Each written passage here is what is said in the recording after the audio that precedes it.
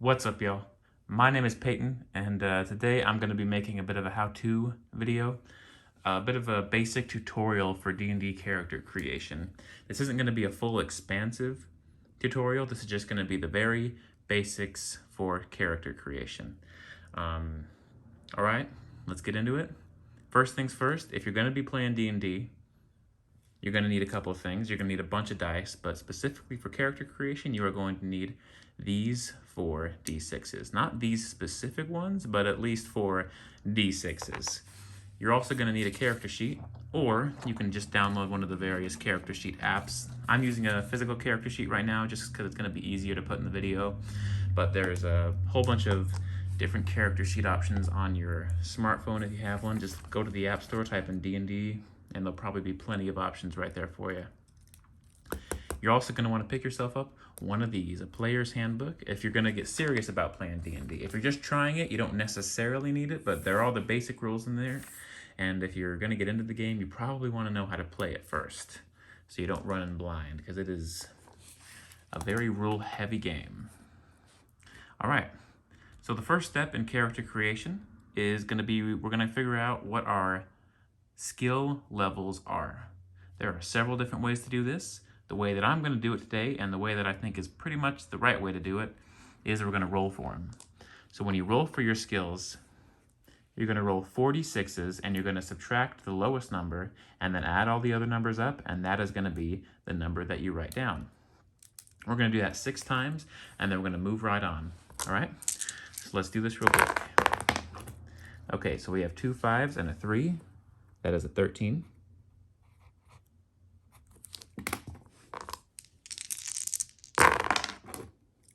We've got 2 2s and a 10. That is, a 6, so that is 10. I'm gonna try to write a little big so y'all can see those numbers. All right, we've got a 6 and a 4 and a 2. That is a 12. And I'll tell you how these numbers kind of, what these numbers do and what they mean in just a second. All right, we have a 5, a 3, and a 6. That is going to be a 14.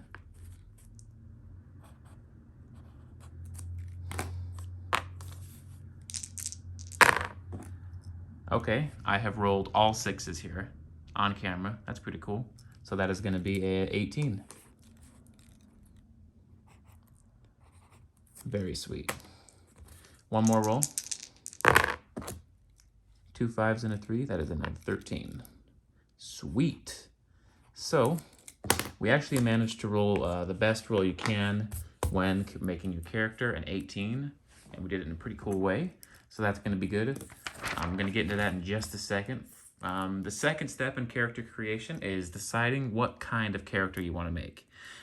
There's a whole bunch of different types of characters you can make, and the main ways that you customize your character is by deciding race and class. Let's start with race. There are plenty of different races you can decide from in D&D. We've got just the basic ones from the player handbook. We've got the dwarf. We have got the elf. All right. We have got the halfling, the human. Might be a little bit familiar with that one. The dragonborn, the gnome, the half-elf, the half-orc, and the tiefling demonborn. Today, just because we're going basic, we are going to go ahead and make a human. And then the second thing you're going to want to decide when making your character, you got the race. Now we're going to find out the class. There are plenty of different classes to choose from in D&D. But for right now, we are just going to go with the basic fighter. Just because, like I said, not expansive. The human fighter is pretty much the easiest type of character to make. You don't have to really figure out any magic, any spells. You just kind of make a combat-based character. It's really just the basic character, which is perfect for this tutorial. So we're going to make a human fighter. now that we know that we're making a human fighter, let's talk about where we're going to put these skill levels, because you do get to decide which skills have which levels. All right. So because we're making a fighter, we are going to obviously slap this 18 into strength. All right. But first, we're going to have to look at one special ability that the human gets. The human gets a special ability that all of their ability scores are increased by 1. So instead of an 18 in strength, we're going to have a 19 in strength. So let's write that in. And let's keep track of that. We've got a 19 in strength. Because we are dealing with a fighter, we're going to make our top 2 skills strength and dexterity. Of the skills, we have strength, dexterity, constitution. These are your physical skills. Constitution is like your health and how many drinks you can have without getting drunk. Dexterity is how well you can hide and how well you can like steal things without getting caught. And strength is obviously just like how much you can lift, you know? Then we have the mind sort of skills. We've got intelligence, wisdom, and charisma. Intelligence is obviously how smart you are. Wisdom is, well, how wise you are, but like more specifically, we have different wisdom skills here, like perception, so how perceptive you are. We have animal handling, so like it's just basically kind of survival skills for wisdom. And then charisma is how well you are at getting out of things or lying, pretty much. All right. So second highest skill is going to be dexterity, so we're going to put that 14 in there. It's going to be a 15 because we're a human. All right. And we're going to put one of these 13s into constitution, so it's going to go up to 14.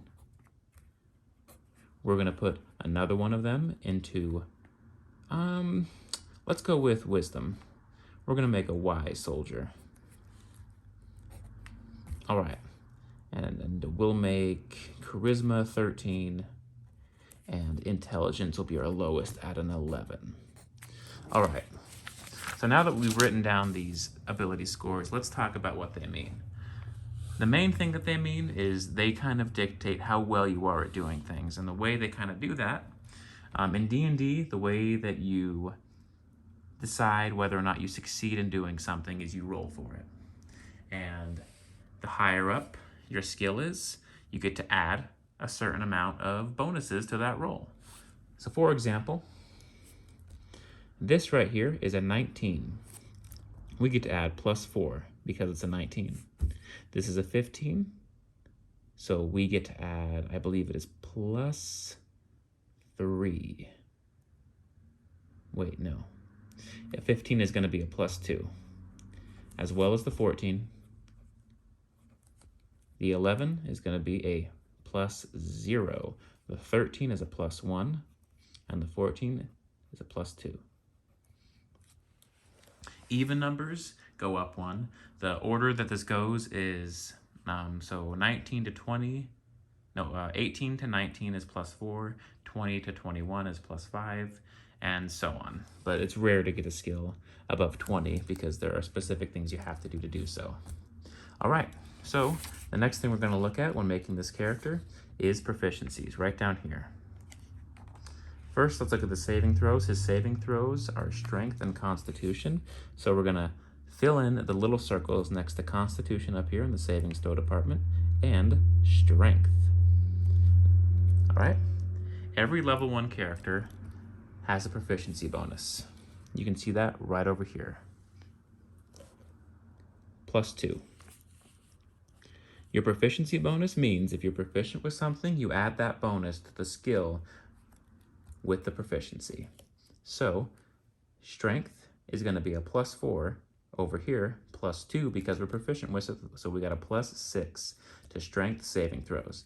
And I'm going to write the rest of these in while I talk, but saving throws are pretty much just the thing that you use to get out of trouble. Like if someone's about to snare a trap on you, you'll have to roll a saving throw to make sure you can get out of the trap. And if you fail it, obviously you probably won't get out of the trap. If you're going to do something, that is a skill check, but if something is going to happen to you, it's usually going to be a saving throw. All right, so there are our saving throws done and dusted. Next up, we're going to figure out our skill proficiencies. But first, before we do that, we have to find a background for this guy. That is the next piece of the puzzle here. The background we're going to choose is going to be the soldier. We are going all out to make this the most vanilla character we possibly can. And the soldier automatically gets the 2 proficiencies, athletics and intimidation. So we're going to fill in those little circles, which means those are going to get the proficiency bonus. Remember that. All right, let's swing back to the fighter. And let's look at his skill proficiencies. We get to choose from this list of skill proficiencies. Our choices are acrobatics, animal handling, athletics, history, insight, intimidation, perception, and survival. I am going to choose acrobatics. And let's go with perception. We're going to make a nice perceptive soldier.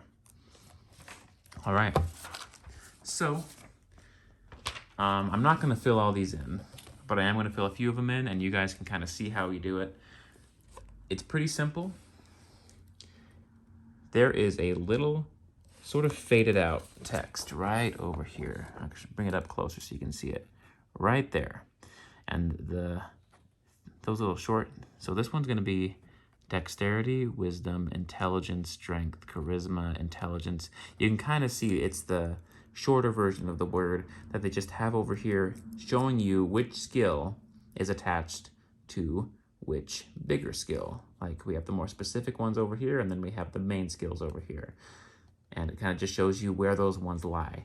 All you're going to do is you're going to drag that plus number right over here, these ones, over to here based on whichever one is here, and also remembering the skill proficiencies.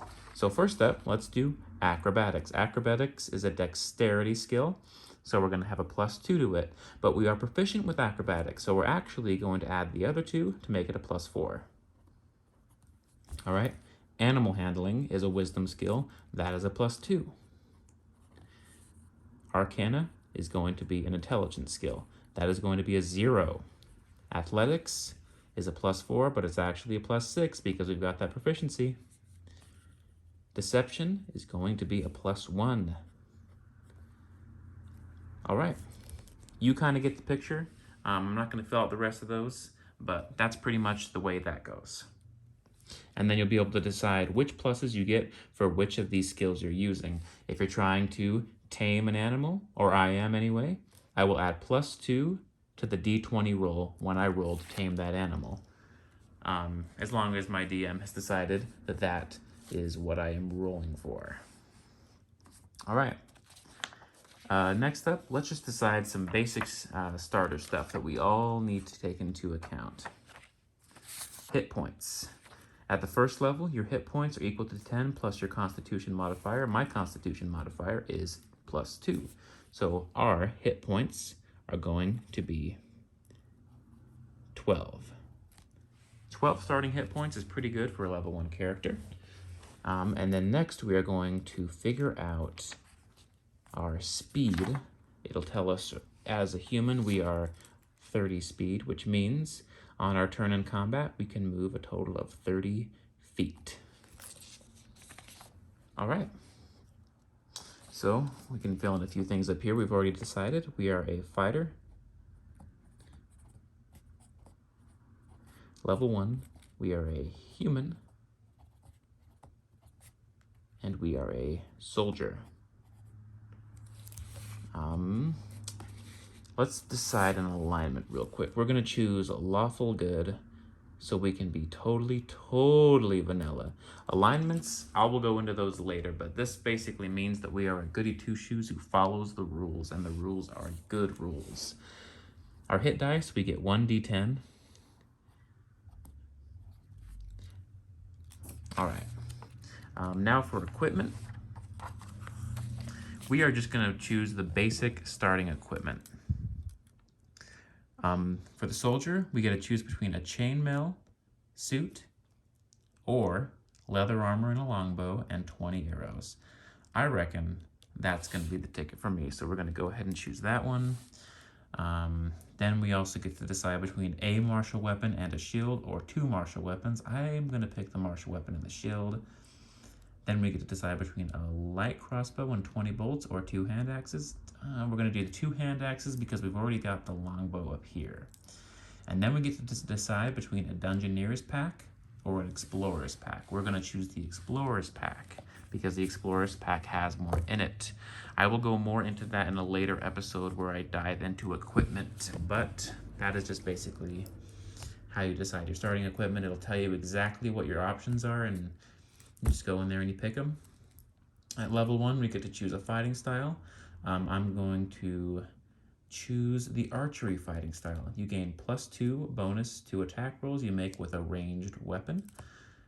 At level 1, we also get second wind, which means on your turn you can use a bonus action to regain hit points equal to 1d10 your fighter level.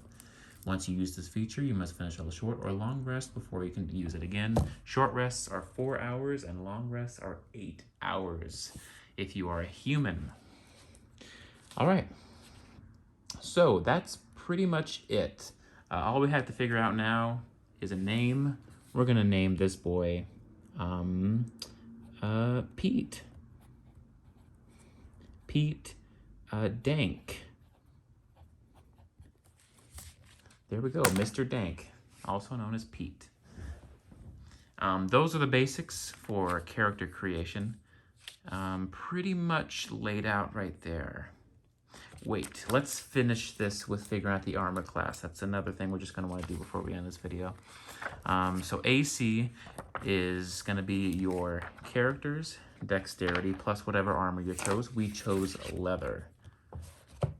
Leather armor is 11 plus your dex modifier. So 2 plus 11 is 13.